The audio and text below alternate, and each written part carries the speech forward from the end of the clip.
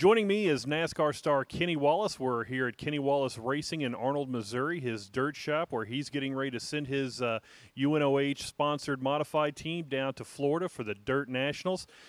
A lot of news from Kenny Wallace in this offseason. He pretty much threw it all out there on social media. A lot of stuff going on. Let's talk first about the Daytona 500. You're going to race the full Nationwide Series season again, but you're also going to attempt the Daytona 500 with American Ethanol as your sponsor. Talk a little bit about that and talk about how that came about. My car owner, Robbie Benton, at the end of 2011 season said, hey, would you like to run the Daytona 500? And I said, well, are we going to do it right? And he goes, oh, yeah, we're going to do it right. So I've been all in, and it started happening about, I would say, November of 2011. So we're going to have Triad Motors.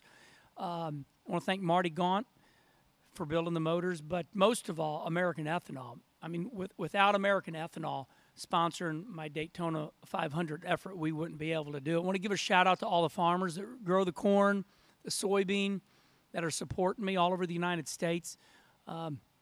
It's like I've always said, I grew up in Arnold, Missouri, and if somebody would have told me, hey, you're going to have 877 NASCAR starts, and you're going to attempt to make the Daytona 500 when you're 48 years old, I would say, well, that's a dream. Pinch me. So, Brandon, I'm really excited to make this effort. I'm very focused. I don't take it lightly, and it's a really big deal to me.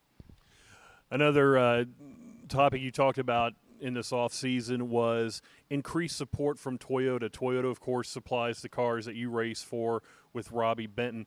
Talk a little bit about that and talk about how important it is to have Toyota, which is right now one of the premier manufacturers in the sport after only having been in the sport for less than 10 years. Talk a little bit about the importance of having them back you the way they are. Most important, I think, that all Americans know that Toyota employs directly or indirectly 200,000 Americans. So there are 200,000 mothers, fathers that are working, whether it's a Toyota plant, whether it's in Kentucky, or a Toyota dealership.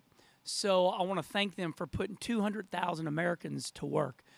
You know, Toyota, we had talked about them, being on my Speed TV shirt.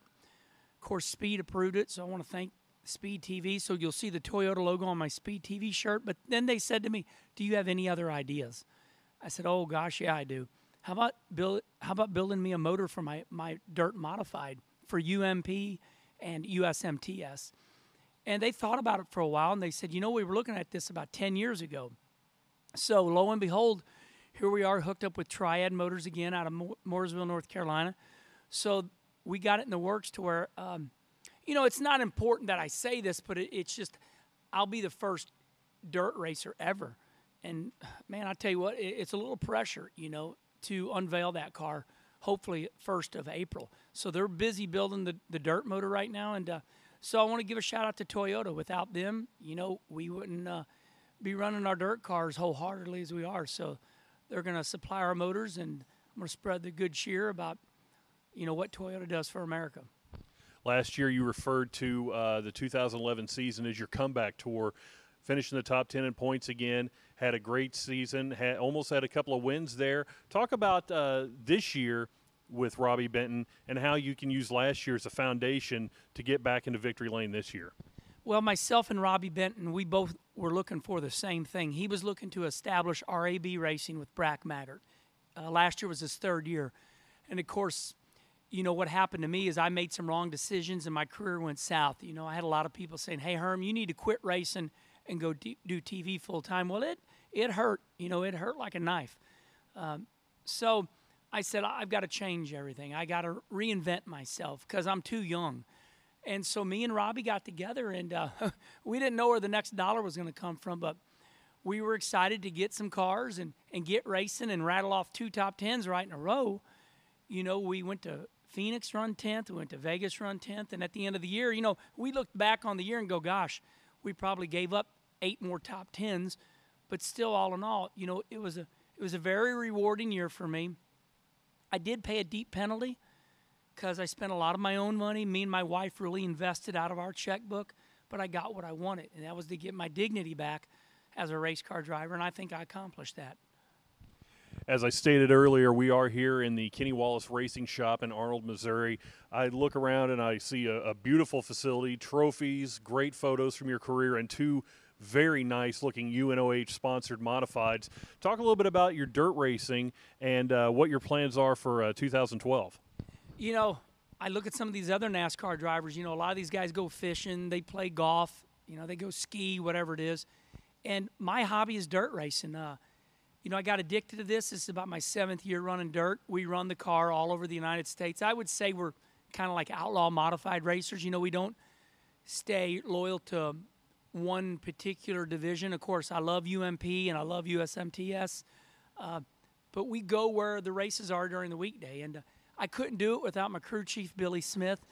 You can find Billy every Saturday night down in Farmington, Missouri. He races his dirt car and he wins.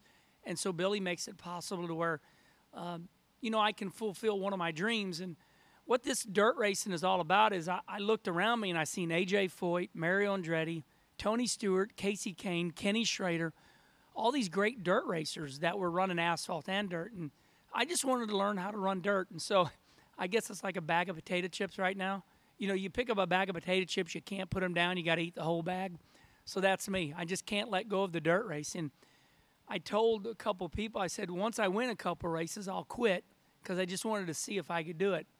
So now I'm afraid to shut my dirt team down because I don't know what else to do, and I love it. So this is it.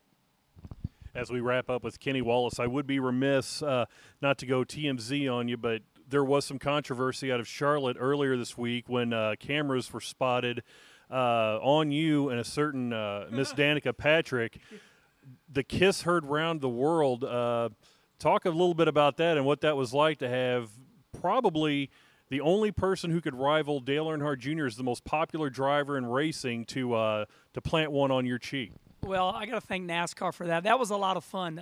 You know, the whole United States, all media is, you know, in Charlotte, North Carolina for about 3 or 4 or 5 days, however many days long it is for NASCAR media. Well, that was the NASCAR Nationwide Series night. And we were hosting, you know, the feuding families, poking fun at the family feud. We were getting the media involved to know us drivers better. So I asked Jenna Fryer with Associated Press, and I was acting like I was Richard Dawson. And I said, well, hello, baby. Can I have a peck on the cheek? And Jenna Fryer said no. So I looked at Danica Patrick. I said, Danica, can I have a kiss? And she said, I would love to give you a kiss, Kenny Wallace.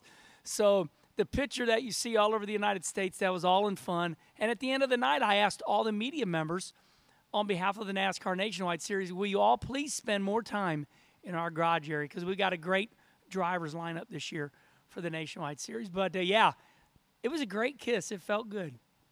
Kenny Wallace, thanks so much. Good luck down in Volusia County and good luck in NASCAR this season. Thank you, Brandon. I appreciate you, and I'll see you at the next dirt race.